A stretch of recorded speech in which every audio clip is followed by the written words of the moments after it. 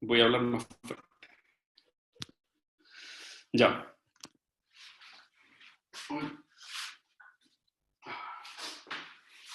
Ya. La última materia que vimos en la clase del jueves en la mañana, puede ser que después del jueves en la tarde tuvimos el taller con Tamara y el lunes hicimos revisión de los controles y preguntas varias. ¿Ya? Lo que terminamos o lo que alcanzamos a ver hasta el jueves en la mañana dentro del capítulo de cinética enzimática. Acuérdense que analizamos, si bien es cierto ya habíamos visto y analizado los parámetros cinéticos, los más importantes, Km, V máxima, y de acuerdo a las condiciones de Michaelis-Menten, cuya ecuación de velocidad dijimos que era V máxima por la concentración de sustrato dividido por Km más la concentración de sustrato, donde voy a volver a repasar algunos conceptos, donde la ecuación de velocidad o la velocidad cuando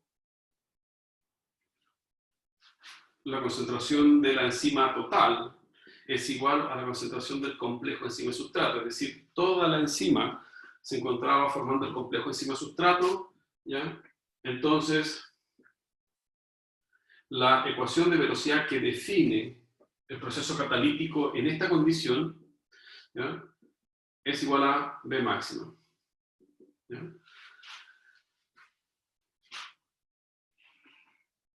Y V máxima, o la ecuación de velocidad del paso limitante de la reacción, cuando toda la enzima está formando el complejo enzima-sustrato, es igual a su constante de rapidez, que es K más 2, que después nosotros la redefinimos como kcat, que es la constante catalítica, porque esa es la constante de rapidez de transformación de sustrato en producto, kcat por la concentración de enzima total.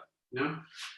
Esta es la ecuación de velocidad que define, ¿ya?, que se define cuando la enzima está completamente saturada con el sustrato. Entonces, de esta expresión, nuestra ecuación de velocidad de Michaelis-Menten quedaba expresada en función de estos nuevos parámetros, que en el fondo no son nuevos, pero incluye o involucra una constante de rapidez catalítica por la concentración de enzima total y Km, que es la constante de disociación del complejo enzima-sustrato.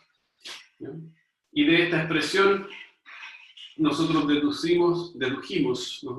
dedujimos que cuando la concentración de sustrato era despreciable, aparece si la concentración de sustrato es mucho menor a Km, entonces dijimos que V0 es igual a kcat dividido por Km, por la concentración de enzima total, por la concentración de sustrato. Entonces de aquí nace, ¿ya?,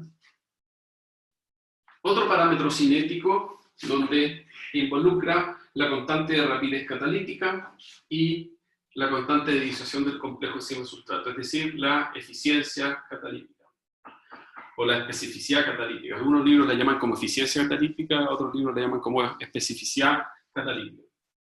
¿Ya?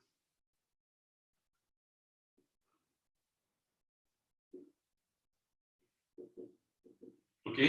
Entonces teníamos dentro de los parámetros cinéticos Km, ¿ya?, como la concentración de sustrato necesaria para saturar el 50% de los sitios activos de la enzima, o saturar el 50% de la enzima.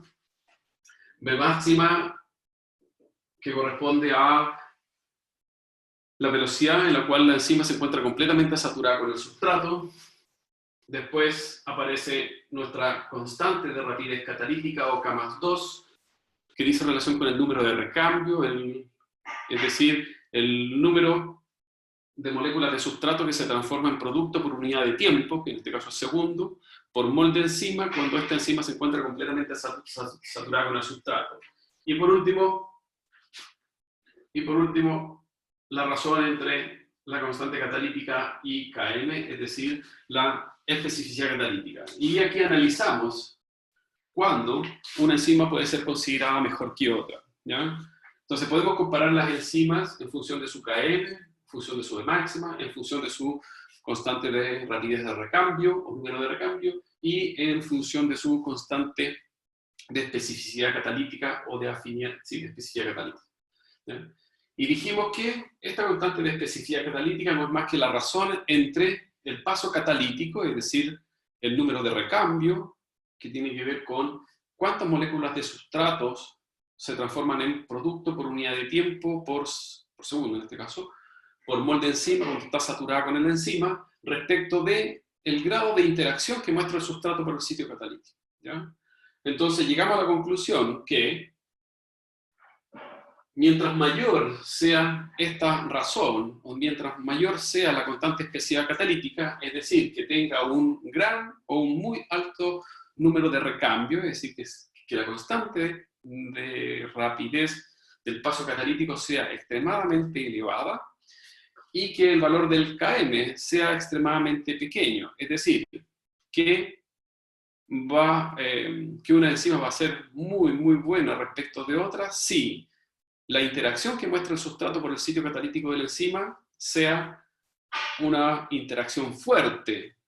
Porque necesito menos concentración de sustrato para saturar el 50% de los sitios. Entonces, cuando yo tengo una interacción fuerte del sustrato por el sitio catalítico y un gran número de recambio en que una vez que el sustrato se une fuertemente en el sitio catalítico de la enzima, sea rápidamente transformado en producto por segundo, ¿ya? Y ahí yo tengo un valor de la constante de especificidad catalítica muy, muy elevado. Obviamente el límite de la constante de especificidad catalítica, que tiene unidades de molar a la menos 1, segundo a la menos 1. ¿Por qué? Porque el kcat es segundo a la menos 1 y Km, no se olviden que tiene unidades de concentración y como está dividiendo, es molar a la menos 1. ¿Ya? Entonces, esta constante de especificidad catalítica que tiene unidades de molar a la menos 1, segundo a la menos 1, dice relación con la difusión que muestra el sustrato y que pueda, por lo tanto, interaccionar con el sitio catalítico de la enzima. Entonces, el límite de ese valor, el límite de la constante especial catalítica, es el límite de la constante de difusión, que es del orden de 10 a la 8, 10 a la 9. ¿Ya? Entonces, ustedes van a ver ahí en la diapositiva una tablita en que ustedes pueden comparar varias enzimas con su valor de Km, con su valor de kcat y con sus respectivos valores de la constante de especificidad catalítica. ¿Ya? Entonces, pueden ser enzimas que varíen mucho su valor de kcat, también mucho su valor de Km, pero haciendo la razón correspondiente en las unidades correspondientes, uno puede verificar y darse cuenta si una enzima, qué tan buena respecto de otra enzima es en función de sus parámetros cinéticos, ¿ya? Acuérdense que eso fue lo que hemos analizado hasta el momento respecto de las propiedades de una enzima, ¿ya? Entonces no se olviden, más allá de hacer una comparación diciendo, no, es que esta razón tiene que ser grande y para que esta razón sea grande, kcat es grande y Km es pequeño, yo ya les dije, eso no sirve como explicación. Ustedes lo tienen que explicar en función de, valga la redundancia, de la función o el significado de cada una de estas constantes, ¿ya? No basta con que digan, kcat es grande, Km es pequeño, la enzima es buena, no. Lo tienen que explicar en función de la función o de la... sí, lo tienen que explicar en base al significado de estas constantes o a la función que presentan esas constantes respecto de la interacción que muestra el sustrato por el sitio catalítico y qué es lo que ocurre posteriormente a esa situación. Es decir, esto es interacción, no se olviden, y esto es transformación del sustrato en producto. ¿Ya? Entonces,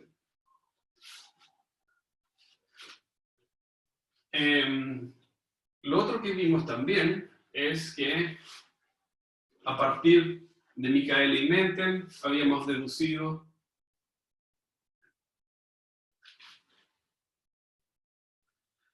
que la linealización de esta expresión a través de la gráfica del doble recíproco nos decía que la pendiente es la pendiente de la expresión lineal, donde la expresión lineal decía que el recíproco de la velocidad es igual a km por v máxima por 1 dividido por la concentración de sustrato más el inverso de la velocidad máxima. Esa es la ecuación de la recta, y la linearización de la expresión de Michaelis-Menten a través del doble recíproco nos permitía obtener la pendiente. Esto es pendiente, y dijimos que este es el intercepto en el eje Y, ¿no? Por lo tanto, la pendiente va a ser igual a km dividido por v máxima, y el intercepto extrapolado en el eje Y, ese intercepto en el eje Y es igual a el inverso de la velocidad máxima. Y el intercepto en el eje X en el cuadrante negativo es menos 1 el recíproco de la constante micaeliana, ¿ya? Entonces, ¿por qué linearizamos? Linearizamos porque nos permite obtener un valor, o sea, nos permite determinar exactamente el valor de V máxima, ¿ya?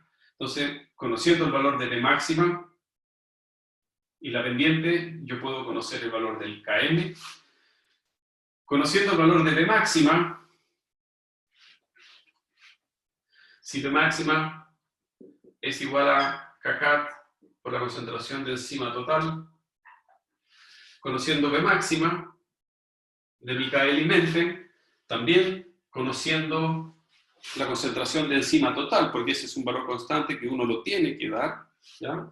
Podemos calcular y podemos conocer kcat, ¿ya? Y conociendo kcat, y como de la gráfica del doble recíproco yo puedo determinar a través de la pendiente el Km, entonces Km lo puedo conocer. De máxima también lo puedo obtener del doble recíproco. Kcat se puede obtener de la ecuación de velocidad del paso limitante de la reacción, conociendo de máxima y obviamente conociendo la concentración de enzima total, y puedo obtener kcat. Y teniendo Km y kcat, puedo determinar el valor de la constante de especificidad catalítica. Para eso sirve, ¿ya?, el doble recíproco. Si ustedes no hacen el doble recíproco o la linearización de Michaelis-Menten, es muy difícil extrapolar los valores de la cinética de Michaelis-Menten en que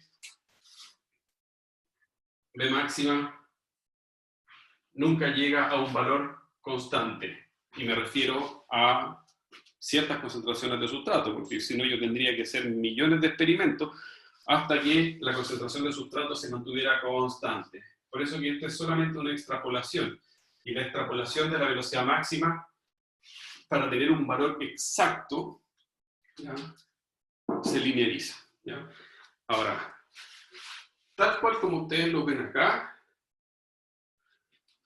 la linearización de la ecuación de Michaelis-Menten, como ya les mencioné, nos permite determinar numéricamente, con valores exactos, las constantes cinéticas, ¿ya? Pero resulta ser que no solamente nos va a permitir determinar los valores de la constante cinética, sino que también este es un método para poder, por ejemplo, evidenciar la presencia de un inhibidor, ¿ya? Que eso lo vamos a ver después. Nos quedan algunos contenidos dentro del capítulo de cinética, y ahí vemos recién inhibidores. Entonces, cuando veamos inhibidores, vamos a volver a tocar esta parte de la materia, que tiene que ver básicamente cómo a partir del doble recíproco de Michaelis-Menten podemos determinar el efecto de un inhibidor, ¿ya? Entonces, ya sabemos para qué nos sirve el doble recíproco. Esto es extremadamente importante debido a que toda esta información se puede obtener de esa gráfica, ¿ya? Y no se olviden que esta gráfica se obtiene de la ecuación de una parábola que define, perdón, es una hipérbola, no parábola, ¿ya? La ecuación de esta hipérbole que define cada puntito de mi cinética de Michaelis-Menten, cuando yo grafico velocidad inicial versus concentración de sustrato, ¿ya? Entonces, lo que nos queda por ver de esta parte de cinética es solamente, ahora que ya hemos analizado los parámetros cinéticos que se obtienen a partir de Michael y Menter, lo que vamos a ver rápidamente es efecto de temperatura. ¿Ya? El efecto de la temperatura respecto de la actividad. ¿Ya? Entonces, básicamente, el efecto de la temperatura uno lo puede graficar de esta manera. ¿Ya? Si uno hace un gráfico de velocidad inicial versus concentración de, perdón, esto es temperatura. ¿Ya? Eso significa que yo tengo que determinar si es un gráfico en función de la temperatura. Está claro que debemos considerar lo siguiente, que la concentración de enzima es constante, que la concentración de sustrato es constante.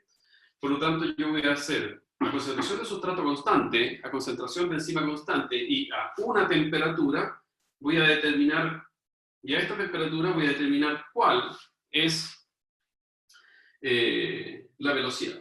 ¿Ya? Entonces, antes de considerar,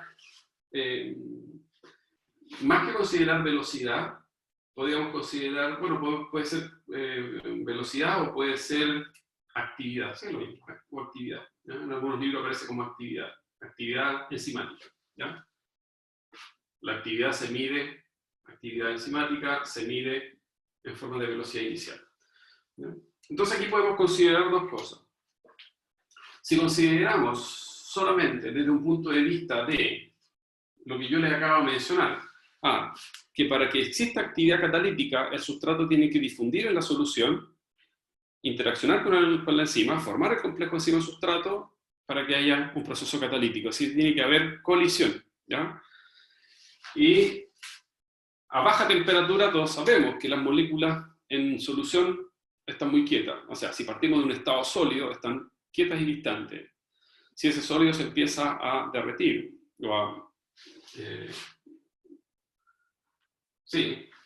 empiezan a aumentar los movimientos brownianos de las moléculas de agua y empieza a aumentar la movilidad de las partículas en la solución y por lo tanto la probabilidad de choque es alta.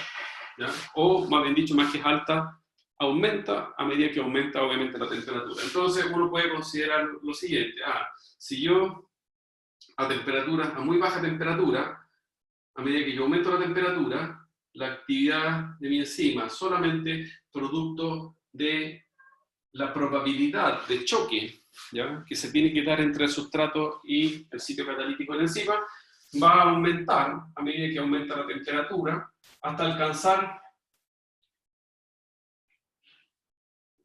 un valor constante que yo no puedo explicar en función de un proceso de activación solamente debido porque estoy aumentando el número de choque y por lo tanto aumenta la movilidad de las moléculas en la dispersión y aumenta la probabilidad de choque y por lo tanto va a aumentar la probabilidad de que el sustrato interaccione con el sitio activo y va a llegar un momento en que esa velocidad se mantenga o esa actividad producto solamente del número de choques se mantenga constante porque va a llegar un momento en que estamos hablando de temperaturas que por debajo de los 100 grados, por si acaso. ¿Ya? Franco, solamente estoy haciendo un análisis respecto de los procesos de difusión de dos moléculas. ¿Ya? Solamente de difusión de dos moléculas. Entonces, si yo analizo desde un punto de vista químico que estas dos moléculas difundan en la solución y choquen, si estoy a 0 grados, 0 posibilidad. Si estoy a 1 grado, se van a mover un poquito. Si estoy a 10 grados, otro poquito. Si estoy a 20 grados, se van a mover un poco más. Y de repente, ¡pum!, colisiona uno y se forma el complejo. Si estoy a 40 grados, ¡pum!, y ya colisionan 10, se forma el complejo. Si yo estoy a 90 grados, colisionan todas, forman el complejo. Si estoy a 95 grados, estoy inventando, ya no hay más colisión porque todos los sustratos colisionaron con las proteínas y formaron el complejo. Solamente estoy analizándolo desde un punto de vista de la colisión. y de los procesos de difusión, ¿ya? Entonces, uno podría representar ese comportamiento térmico de esta manera. Aumento el número de colisiones y, por lo tanto, aumenta la actividad de la enzima en la medida en que se forma el complejo enzima-sustrato, que colisiona y se forma el complejo, y hay actividad, y va a llegar un momento en que ya la enzima esté saturada, ya no permita más colisiones, y eso se mantiene como constante. Entonces aquí hay uno lo podría hablar como una activación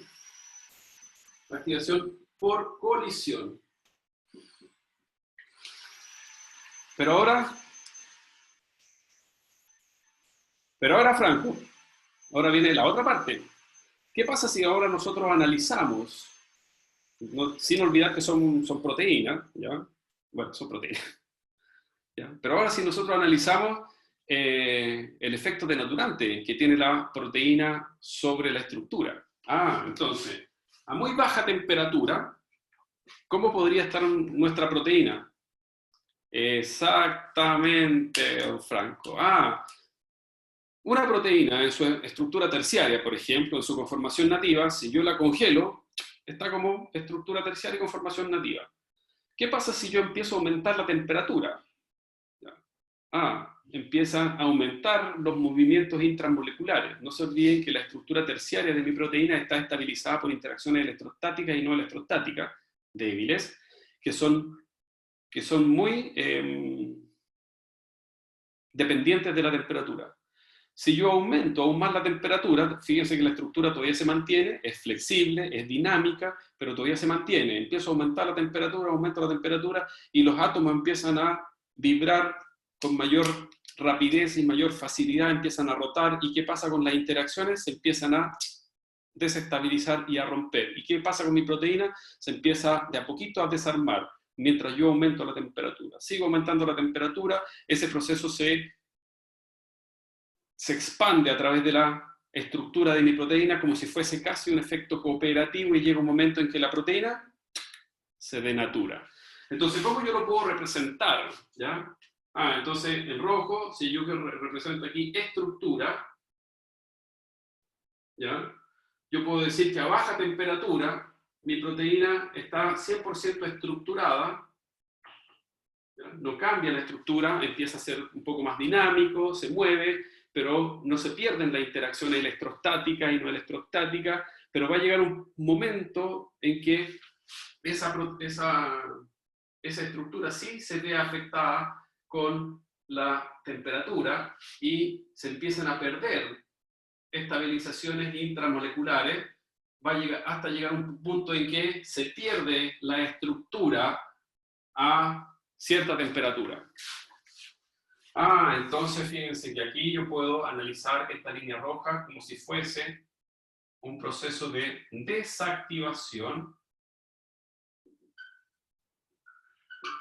por denaturación. ¿Ya? Y aquí aparece la gaussiana, Franco. Y aquí está la famosa gaussiana. Entonces ahora vamos a unir los dos comportamientos. Activación por colisión, inactivación o desactivación por denaturación. Y esa es la clásica, o ese es el clásico comportamiento cinético de una enzima. Sí, Gemara, es la única proteína que tenemos en el medio, la enzima y el sustrato. ¿Ya? Y esa es la clásica, o el clásico comportamiento gaussiano, ¿ya?, de la actividad enzimática en función de la temperatura. Obviamente, esa gaussiana está centrada a 37 grados si hablamos de proteínas fisiológicas o de enzimas fisiológicas.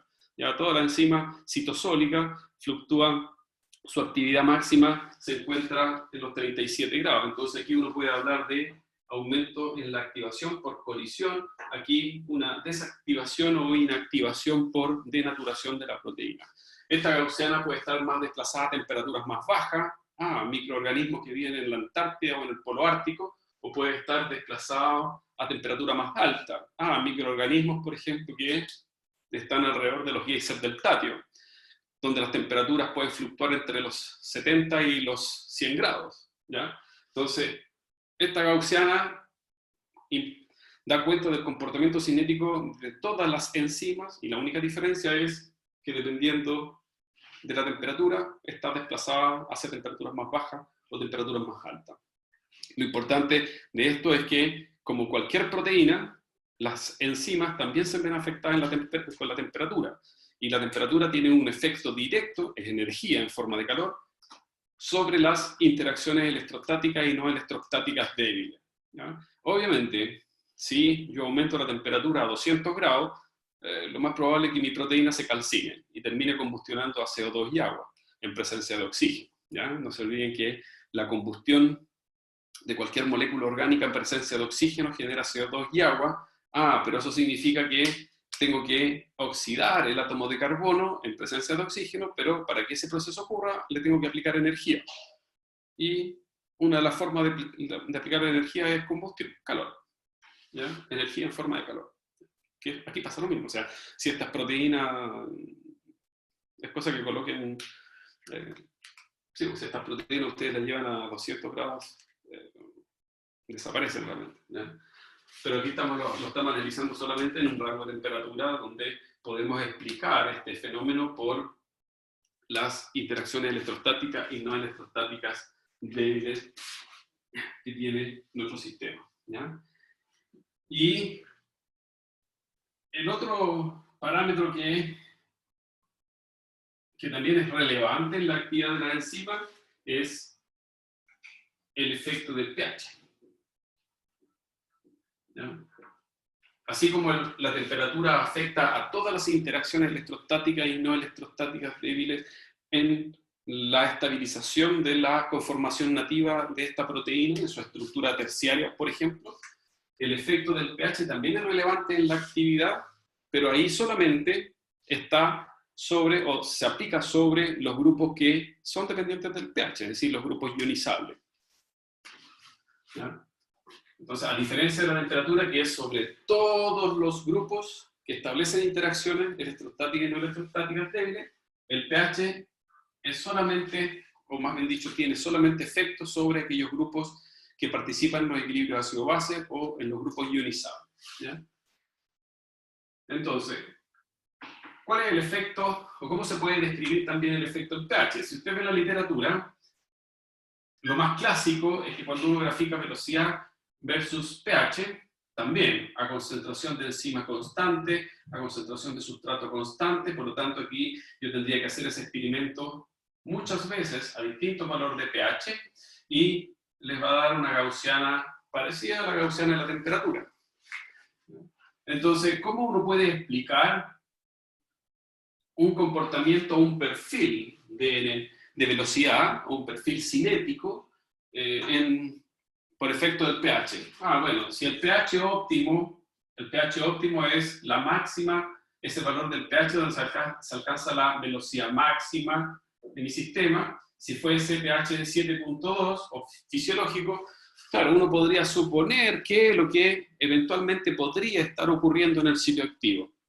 Pero para hacer un análisis un poquito más fino y quizás a nivel molecular, tendríamos que saber cuáles son los grupos que conforman, los grupos ionizables que conforman el sitio activo, que podrían estar siendo afectados por variaciones del pH y obviamente trayendo como consecuencia una dependencia en la actividad enzimática. Entonces, si bien me muestran este perfil, a lo más yo podría decir, mire, a pH 5, la actividad de la enzima es baja, y a pH 12 también es baja. ¿Ya? ¿Cómo uno puede explicar estos cambios de pH? O cómo puede explicar, los cambios en la actividad enzimática en función del pH. Para eso, uno tiene que saber, como les decía recientemente, uno tiene que saber primero con qué enzima está trabajando, y si nosotros suponemos, por ejemplo, que es una enzima citosólica, lo más probable es que su pH óptimo sea de 7.2, 7.4, 7. No puede variar más allá de eso, pH óptimo, ¿ya? Pero si nos vamos a alguna enzima a nivel gástrico donde el pH es 2, esta gaussiana va a estar desplazada con su B máxima o actividad máxima, va a estar desplazada a pH 2 o a pH 3. No puede estar a pH 7 y tampoco va a estar a pH 8.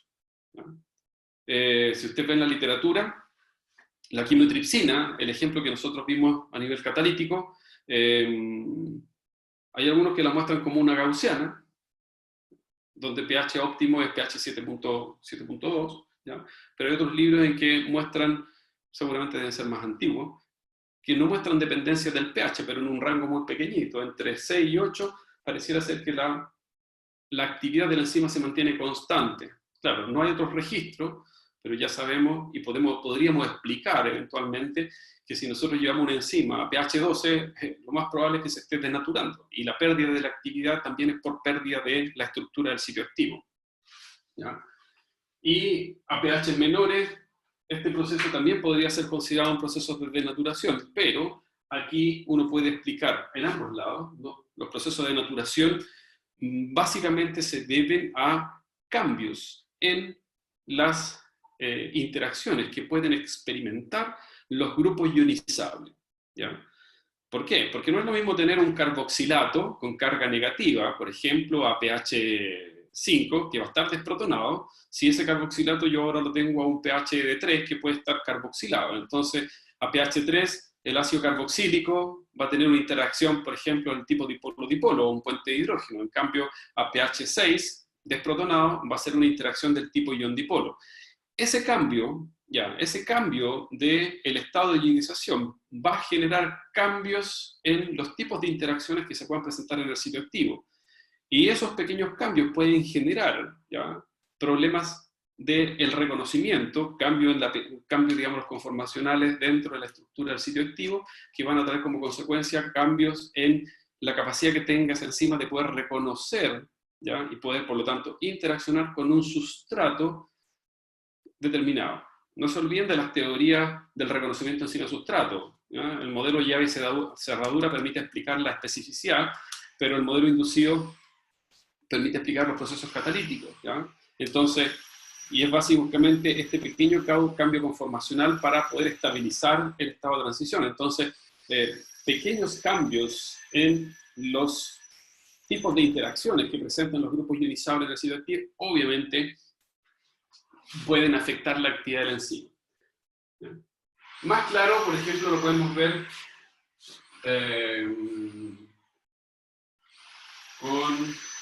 veamos un ejemplo. Si yo supongo, vamos a suponer lo siguiente. Este es mi perfil cinético de mi enzima que en el sitio activo existe, por ejemplo, una cisteína y una histidina. Obviamente un residuo, no son aminoácidos libres en solución. ¿Ya? Existe un residuo de cisteína y un residuo de histidina. Y resulta ser que el residuo de histidina, ¿ya? Y aquí lo voy a poner porque estoy inventando este ejemplo, ¿ya? La histidina 40, que está posicionada en el sitio activo, tiene un valor de pK de 5,0. Ah, profe, pero es que en la lista dice que la histidina, el grupo imidazol, tiene un pK de 6. Sí, el grupo imidazol de un aminoácido libre en solución tiene un pK de 6. Pero resulta ser que cuando un residuo de histidina está formando parte de una cadena polipeptídica, el grupo imidazol puede estar ahora de vecino con otro grupo, por ejemplo, atrayente de electrones, y eso hace que el hidrógeno imidazólico sea más ácido. Entonces puede ser que se disocie a un pK menor. Y eso es lo que generalmente ocurre.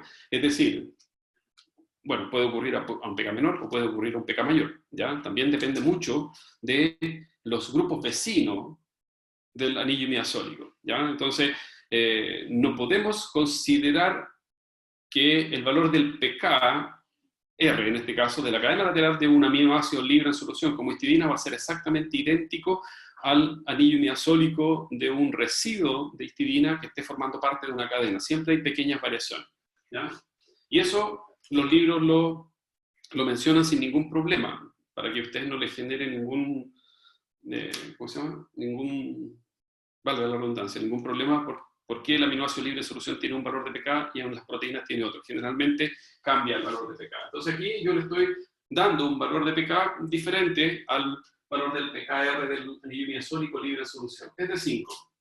Y también tiene presente una cisteína, la cisteína, no sé, como 90. ¿Ya? Estos son inventos, por si acaso.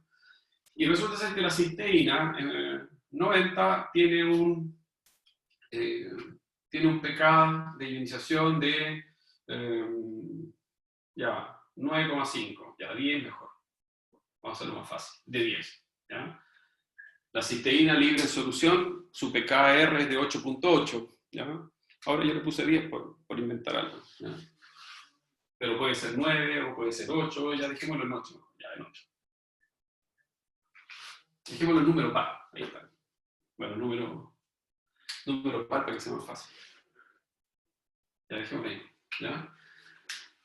Entonces, me está diciendo, por ejemplo, que la cisteína y la histidina son parte del sitio activo y son parte importante del sitio activo en el proceso catalítico.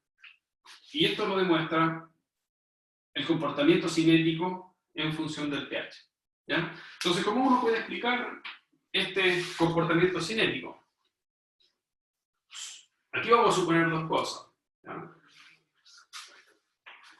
Vamos a suponer que las variaciones de pH por bajo de 5 o por sobre 8, aunque no sea verdad, ¿ya? No van a ser procesos que van a determinar un proceso de denaturación de la proteína. O sea, profe, se lo explico. Aquí la proteína se denatura y aquí la proteína se denatura. Eso es lo que estoy tratando de decir es que no, ¿ya? Es decir, vamos a suponer que la proteína no se denatura y el proceso de denaturación de la proteína no es dependiente del pH, sino que vamos a suponer que la actividad de la enzima es la única que depende del pH, pero la actividad que depende del pH directamente, especialmente estos dos grupos, pero que el pH no tiene un efecto sobre el proceso de denaturación, ¿ya? Entonces, ¿qué pasa? ¿Cómo puedo explicar el perfil cinético considerando que la enzima tiene estos dos residuos aminoácidos en el sitio activo? Y que este perfil solamente depende de estos dos. Uno podría decir, bueno, ¿qué pasa a pH menores que 5? Aquí volvemos a aplicar exactamente el mismo concepto que vimos en aminoácidos, que vimos para tetrapéptidos y lo que hicimos en la prueba. A pH menor que 5, ambos residuos están protonados.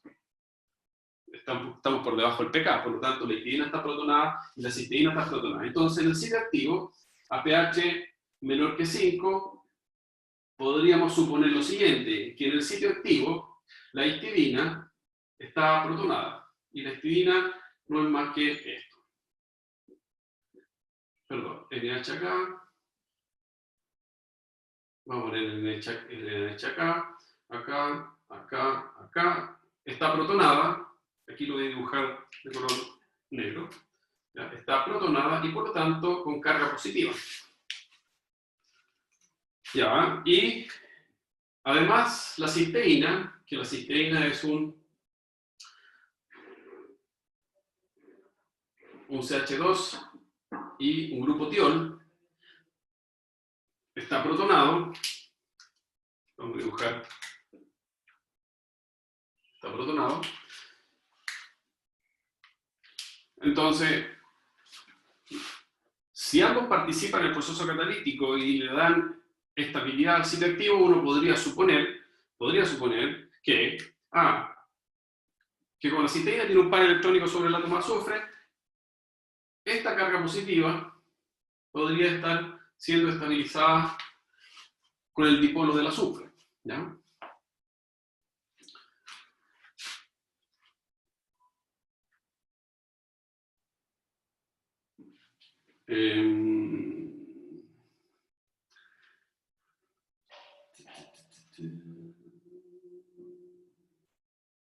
Ya lo dejemos así. Sí. A pH, ¿qué pasa a pH entre 5 y 8? pH mayor que 5, menor que 8. Mi histidina estaría desprotonada, por lo tanto, lo voy a dibujar solamente de esta manera. Estaría desprotonado, aquí tendríamos mi NH. ¿Ya? Y la cisteína estaría protonada, entonces seguiríamos.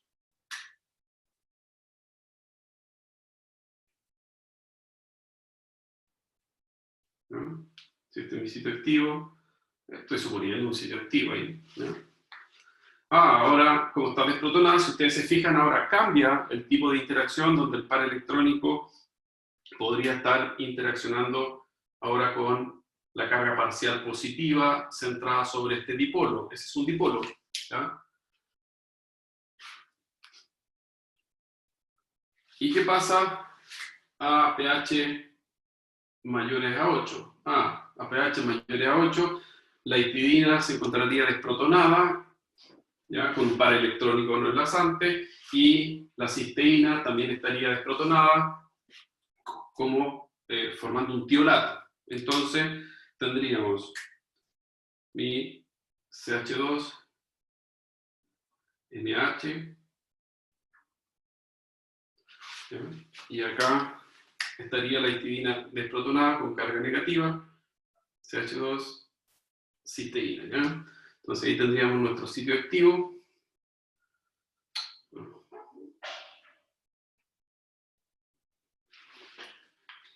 Y acá ustedes tienen que entre el par electrónico no enlazante y la carga negativa hay un efecto de repulsión. ¿Ya? Entonces, ¿cómo uno puede explicar que aquí haya baja actividad? La baja actividad a un pH más ácido, donde ambos residuos estarían protonados, estaría determinado, por ejemplo, por la posible interacción entre el anillo miazólico y el grupo tiol a través de una interacción del tipo ion-dipolo con el par electrónico del dipolo o de la carga parcial negativa centrada sobre el átomo de azufre.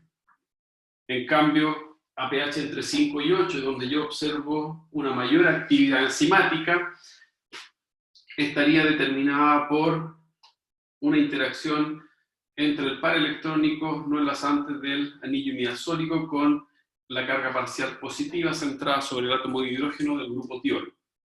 En cambio, a pH mayores a 8, donde ambas especies estarían desprotonadas, la disminución de la actividad se debería a un efecto de repulsión de carga intramolecular en el sitio activo, porque estos dos grupos estarían desprotonados. Esa es una forma de explicarlo, ¿ya? Por eso va a depender mucho qué es lo que conozcamos nosotros del sitio activo. Entonces, hacer un análisis del comportamiento gaussiano sin conocer qué posibles grupos podrían eventualmente estar participando en el sitio activo, es muy difícil. ¿Ya? Ahí uno puede especular muchas cosas. Ahora, aquí, si ustedes se fijan, solamente estamos explicando este gráfico en función de la interrelación que existen entre estos dos grupos R en el sitio activo. ¿Ya? Pero, si uno lo analiza desde el punto de vista de la actividad, en función de qué es lo que le está ocurriendo al estado de transición. ¿Ya? A pH ácido, fíjense, a pH ácido, ambas especies están protonadas. Entonces, si yo supongo que el grupo tiol, ¿ya?, participa en un enlace covalente, transiente, en una catálisis covalente, ese azufre tiene que atacar nucleofílicamente a mi sustrato en el estado de transición y liberar ese hidrógeno. No sé si me entienden. Ahora, por ejemplo, pongamos un caso, ¿ya? Porque esto es solamente a nivel de interacción entre grupos. Pero, imagínense que ahora lo queremos explicar desde un punto de vista catalítico. Y de un punto de vista catalítico tenemos que involucrar el estado de transición, o el sustrato. ¿Ya? Entonces imagínense que este azufre forma o participa en una catálisis covalente. Entonces, para que este azufre pueda participar en una catálisis covalente, ¿ya? Tendría que atacar el estado de transición, pero para que eso ocurra, ese hidrógeno lo tiene que ceder. A alguien se lo tiene que ceder. Pero si ustedes se fijan, a pH ácido, este imidazol no tiene ninguna posibilidad de poder aceptar ese protón. Entonces, como ya está protonado y está cargado, ese azufre no podría eventualmente a ese valor de pH actuar en una catálisis ácida porque no tiene a quién cederle ese protón. En cambio, si vamos a un pH óptimo, entre 5 y 8, fíjense, el azufre o el grupo tiol podría eventualmente atacar nucleofílicamente al estado de transición a través de una catálisis covalente. ¿Por qué? Porque este par electrónico, ¿ya?, del anillo imidazol podría abstraer ese hidrógeno y así el azufre poder atacar nucleofílicamente al sustrato o al estado de transición y tendría a quien cederle el protón. Y si ustedes se fijan, aquí es imposible que haya una catálisis, fíjense, una catálisis básica de la histidina a este valor de pH. La histidina no podría actuar en una catálisis básica aceptando el protón del tiol, y el azufre no podría atacar nucleofílicamente al estado de transición a través de la formación de un enlace covalente transiente. Y por eso que, en esa perspectiva, ahora incluyendo la actividad catalítica, a este valor de pH no hay actividad. ¿Ya? En cambio, a pH óptimo, sí. Pero si ustedes se fijan acá, aquí el tiolato está desprotonado. Entonces, a este valor de pH, el efecto de repulsión que se genera entre las cargas negativas, entre el par electrónico del imidazol y la carga negativa sobre el tiolato, generan un efecto repulsivo, lo que hace cambiar la estructura del sitio activo, y ahí uno puede introducir el concepto de denaturación por cambio en la estructura del sitio activo, que obviamente impide la interacción con el sustrato, ¿ya? Entonces, ahí uno puede, por ejemplo, hacer un análisis respecto de el por qué cambia la actividad enzimática, no solamente en función de las interacciones que se puedan dar entre los dos grupos, sino que también en el posible mecanismo donde pueden participar estos dos grupos en el estado de transición, ¿ya? No sé si están vivos, ¿no? Como no escriben nada, dije. Ya, pero ¿se entendió un poco la idea? ¿Ya? Ya, lo importante es eso, o sea, obviamente yo se lo estoy poniendo le estoy poniendo el gráfico en los dos planos, ¿ya? Pero para que ustedes me lo expliquen, ¿ya?, para que ustedes expliquen un proceso catalítico en función del pH, obviamente yo tengo que mostrarles la catálisis, como la de la prueba, pero la de la prueba era solamente indicar qué es lo que hacía un grupo, qué es lo que estaba haciendo el otro. Entonces, conociendo el proceso catalítico, yo le digo, bueno, entonces, ¿qué pasa a pH 8? Ahí uno tiene que decir, mire, la lisina 234 actúa en una catálisis básica aceptando un protón del estado de transición. Pero si yo protono esa lisina, ya no puede participar en una catálisis básica aceptando el protón. Ahí tengo un problema. O si el carboxílico que estaba al ladito de la enolasa, del sitio activo de la enolasa, ¿qué es lo que hacía el ácido carboxílico? Le cede un protón para facilitar la salida de una molécula de agua. Es decir, el glutamato tiene que estar protonado y por lo tanto actuaría en una catálisis ácida. Pero ¿y si yo le cambio el pH y ese ácido carboxílico ya estaría, y si está desprotonado, puede participar en una catálisis ácida? Ahí está la dependencia del pH en el proceso catalítico, y eso es extremadamente importante. Sí, Paula, en el ejemplo de ahora, ese efecto de repulsión intramolecular genera un cambio en la estructura del sitio activo, lo que obviamente puede impedir que el sustrato interaccione con su valor de km. Acuérdense que el sustrato interacciona en el sitio activo con su valor de km, es decir, con su afinidad, con su interacción. Por lo tanto, cualquier cambio que pueda ocurrir en el sitio activo va a afectar la interacción del sustrato en el sitio catalítico y por ende va a afectar la actividad de la enzima, ¿ya? Pero ese es un ejemplo, ¿ya? En el Horton, en este libro que igual me gusta harto, no lo tengo acá, no. En ese libro aparecen varios ejemplos y creo que parece algo parecido a este, ¿ya? De cómo los grupos ionizables, ¿ya? ¿Ya? Sí, ese libro a mí me gusta harto, a pesar de que sea de blanco y negro y de tapas blandas, está muy bien escrito y tiene muy buenos ejemplos. Y ahí profundizan, en ese libro profundizan un poco más con otros ejemplos, exactamente lo mismo que yo lo estoy mostrando aquí en la clase, ¿ya? En cambio, el Leninger no hace ese tipo de análisis. Ok. Disculpe, profe, ¿cuál libro? El Horton. Ya. La química de Horton. Es de tapitas café con una estructura de una proteína. Ya, gracias. Ese libro es bastante bueno. Y ahí aparece un poquito más desarrollada esta parte de catálisis. ¿Ya? Si ustedes se fijan, aquí yo les muestro el ejemplo asociado a cinética, porque uno mide velocidad inicial, pero velocidad inicial en función de temperatura, velocidad inicial en función de pH, sí, eso es cinética. Pero cuando uno quiere explicar cómo el pH puede afectar esa cinética, sí o sí uno lo tiene que hacer en base al proceso catalítico y lo tiene que hacer en base a cómo esos residuos aminosídicos podrían estar interactuando entre sí en el estado de transición, ¿ya? Y fuera del estado de transición, en distintos valores de pH, ¿ya? Entonces, sí o sí, igual está relacionado con catálisis, ¿ya? Ok.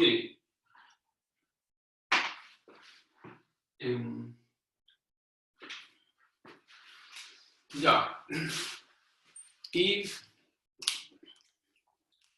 para terminar esta parte porque después ya el jueves comenzamos con inhibición, lo último que quiero mostrarles en esta parte es la clasificación de enzimas.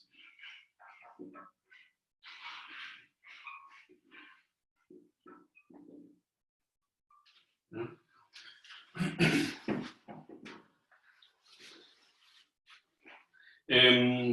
La clasificación de enzimas yo siempre la paso después que termino de ver cinética y todo, solamente me interesa la clasificación general, ¿ya? Los 6 tipos de enzimas y nada más. Después de esas 6 clasificaciones hay miles y millones de subclasificaciones que para el caso de ustedes no viene al caso, para el curso de ustedes no viene al caso, ¿ya? ¿Por qué paso clasificación de enzimas? Solamente para que, no con la finalidad de que ustedes se aprendan el nombre de la enzima, sino que a mí lo que me interesa es que cuando veamos una reacción química o una reacción mediada enzimáticamente, ustedes sepan, ya, es una oxidorreductasa, una reacción redox, es una transferasa, es lo único, ¿ya? Porque por último, uno le da, en vez de, si uno no se acuerda el nombre, uno anota la función. Hay una reacción de condensación, o hay una reacción, o aquí hay una enzima que hidroliza, o una enzima que escinde, o aquí hay una enzima que agrega o transfiere. ¿Ya? No es el objetivo de este curso que ustedes se terminen aprendiendo el nombre de todas las enzimas, ni siquiera yo me las sé. ¿Ya? Pero se van a dar cuenta que el nombre de las enzimas generalmente involucra al sustrato o al producto o a la función que ellas hacen. ¿Ya? Dentro de la clasificación general de enzimas, déjenme ver dónde está mi cuadernito.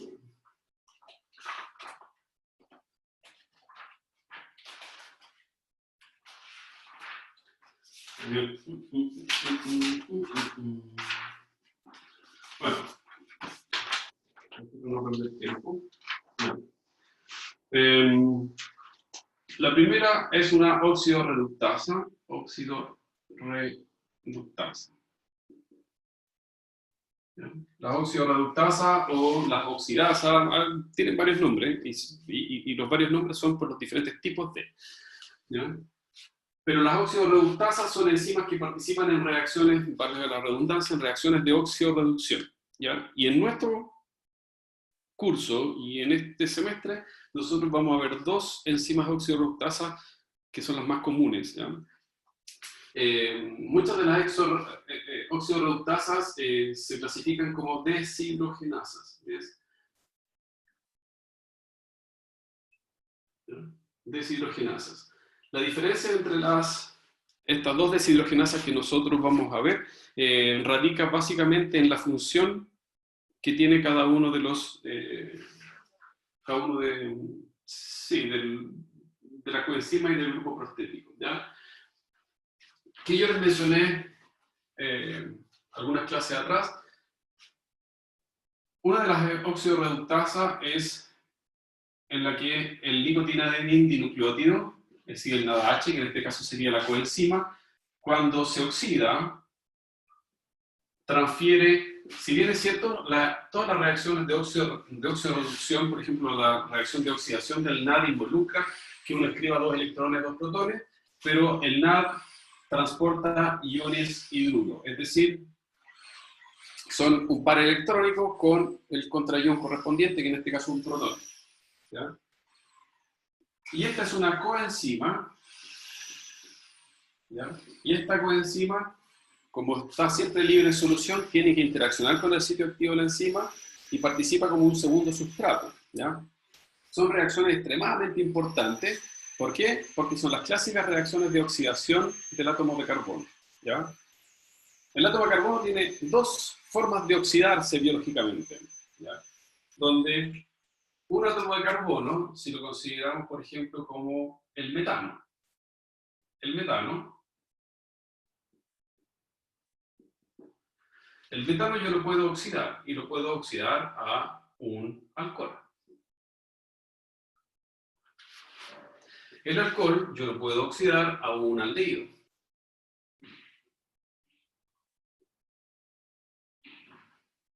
Es un enlace. Y el aldehído yo lo puedo oxidar y lo puedo seguir oxidando a un ácido carboxílico. Y por último, lo termino de oxidar para transformarlo en un CO2. ¿No? Ese es el máximo estado de oxidación del carbono. Y si ustedes se fijan, una forma gráfica de poder evidenciar cómo un átomo de carbono se está oxidando, ¿ya? Obviamente esto es oxidación. Estoy aumentando, fíjense, el número de átomos de oxígeno, pero además no solamente aumento el número de átomos de oxígeno, porque aquí no hay aumento, estoy aumentando el número de enlaces entre el carbono y el oxígeno. 1, 2, 1, 2, 3, 1, 2, 3, 4. Significa que ahí el carbono se está oxidando desde metano hasta un CO2. Entonces, claramente ustedes pueden ver, si yo tengo un alcohol y de repente en mi reacción aparece un aldehído, sufre un proceso de oxidación. O un alcohol y lo transformo en un ácido carboxílico, sufre un proceso de oxidación. Está claro que el proceso inverso corresponde a un proceso de reducción.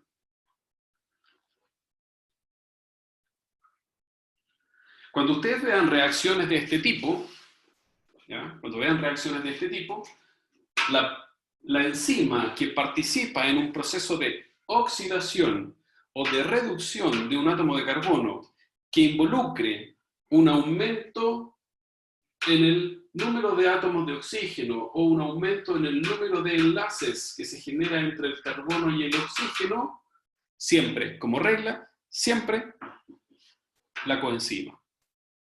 ¿Ya? Porque aquí hay un transporte de iones hidruro. ¿Ya? Siempre la coenzima.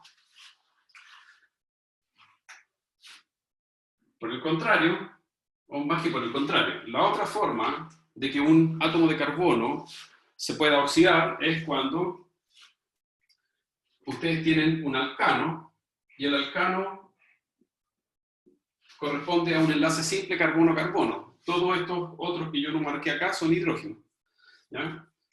Entonces aquí ustedes pueden tener un etano.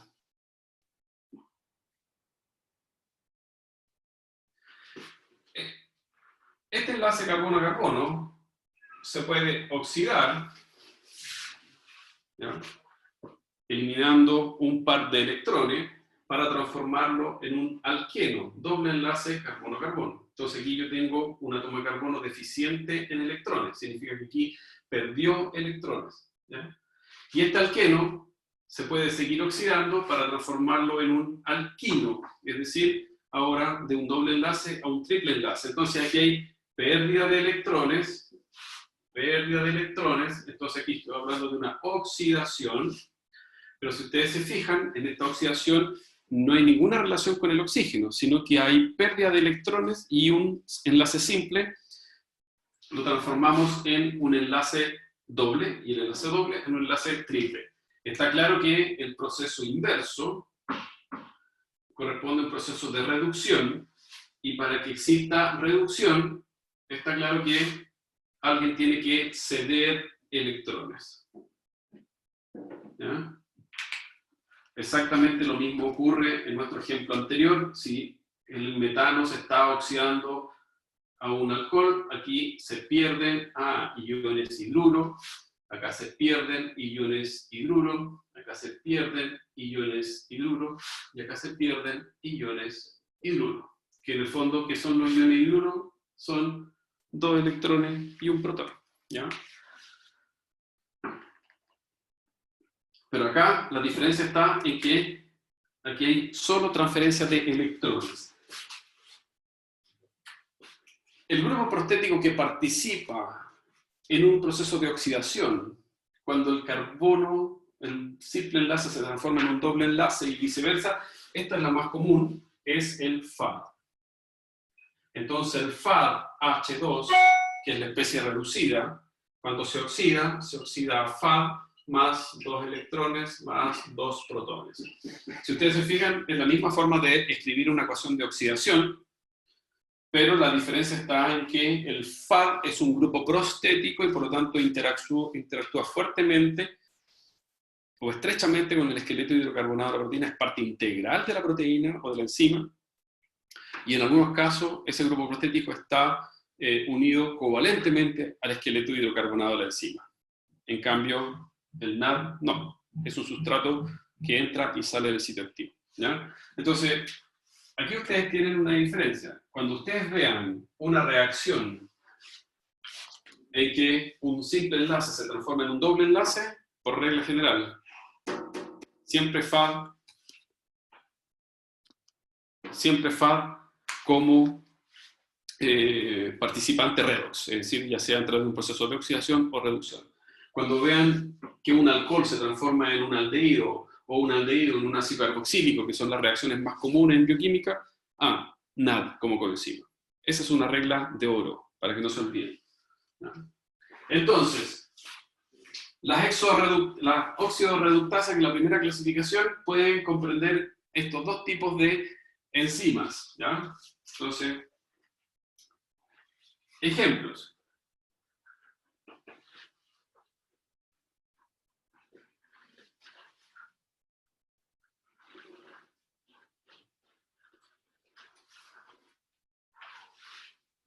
Yo creo que con esto terminamos. Con esto terminamos, ¿ya? Entonces, ejemplo. Ejemplo de reacción de óxido reductasa. Una reacción clásica y muy importante en la glicólisis del músculo esquelético es cuando ustedes tienen esta molécula. Esta molécula es el piruvato, producto de la glicólisis, que en el músculo esquelético, en presencia de NADH, que es la coenzima, y por actividad de una enzima, que es la lactato deshidrogenasa,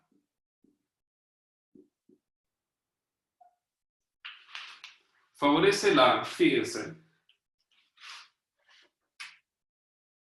es una reacción de reducción para formar lactato y la especie oxidada del nada. Entonces, si ustedes ven esta reacción y ustedes ven lo que está ocurriendo, el carbonilo se está reduciendo a un alcohol, ¿ya? De 2 carbono, 2 enlaces al oxígeno, carbono, 1 enlace al oxígeno. Entonces aquí yo tengo una reacción de reducción y está claro que el NaDH se tiene que oxidar a NAD+, ¿no? Ahí ustedes tienen un ejemplo. Esta reacción es extremadamente importante en el músculo esquelético porque es la que lleva a cabo el proceso de fermentación láctica después de una actividad importante, después de una actividad importante, de actividad física importante, se genera el piruvato, se reduce a lactato y ese lactato después llega al hígado y en el hepatocito ese lactato puede ser reconstituido nuevamente en glucosa, ¿ya? Y el otro ejemplo, para terminar, si yo tengo esta molécula,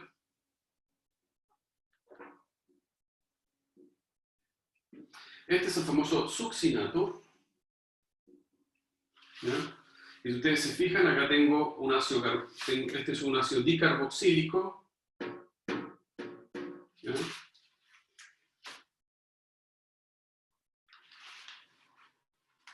Y se transforma en la siguiente molécula.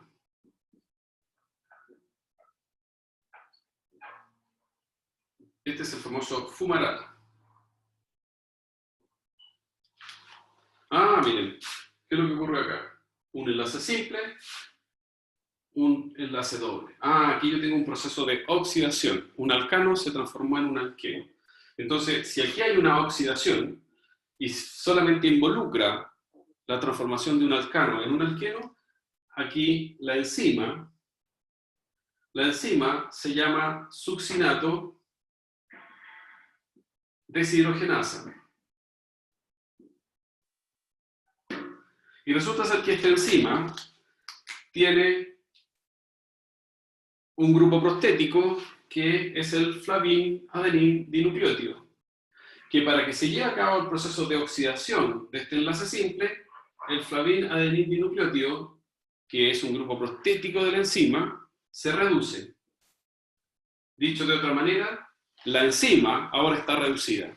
Y para que esa enzima vuelva a participar en otros procesos catalíticos, esa enzima se tiene que volver a oxidar, porque si no, imposible que pueda participar en una segunda reacción de oxidación. Entonces, para que la enzima, por eso yo lo dibujo así, eso no aparece en los libros, la dibujo como una enzima,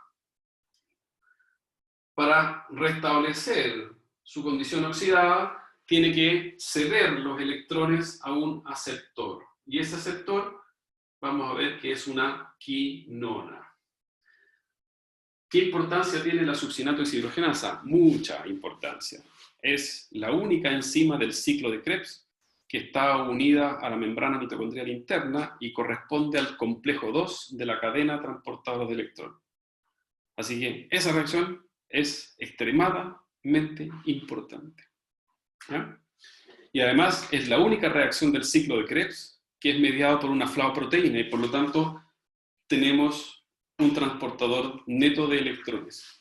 Y este componente que aparece acá, que es la quinona, es el otro componente de la cadena transportadora de electrones entre el complejo 1 y el complejo 3.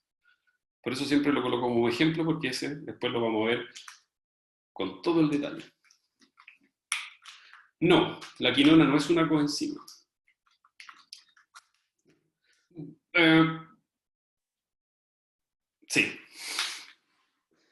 Sí, sería una coenzima, sería, ¿ya?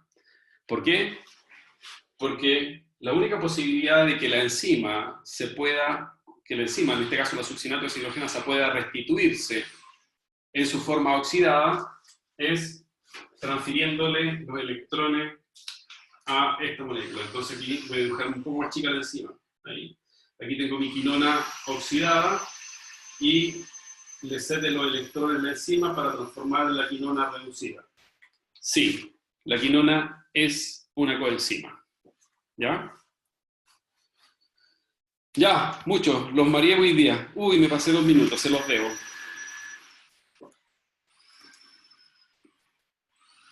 Ya, que estén bien.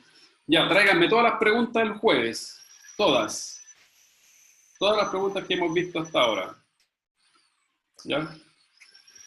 Y el jueves resolvemos los primeros 10 minutos, preguntas y dudas. Ya, que estén bien. Nos vemos el jueves en la mañana. Chao, Paula. Paula Antonia, de veras que usted se llama como mis dos hijas. Chao, Cata. Chao, Bárbara. Chao, Noelia. Chao, Paula. Ah, jajaja, sí. Chao, Franco, que esté bien. Cuídese. Chao, Gemara. Chao, Alejandra. Hoy día, no preguntó nada, Alejandra, hoy día usted, ¿eh? Nada.